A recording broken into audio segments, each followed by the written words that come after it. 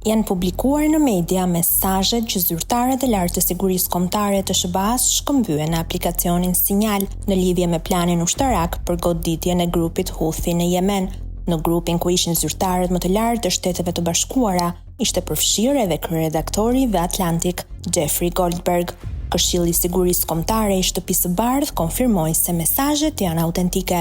Mesazhet e shkëmbyera përmbanin informacione të detajuara për sulmet ajrore ndaj grupit Houthi, të mbështetur nga Irani në Yemen.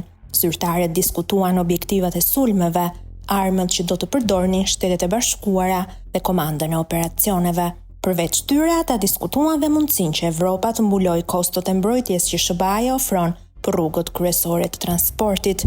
Një tjetër përdorues i aplikacionit, zëvendës presidenti J.D. Vance, theksoi se Evropa do të ishte përfituesja kryesore e planit të tyre.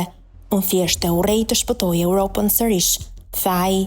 Pete Hegseth, sekretari i mbrojtjes, i dha mbështetje komentit të Vance, duke thënë se ndante mendimin për mbrojtjen pa pagesë të Evropës, duke i quajtur atë patetike.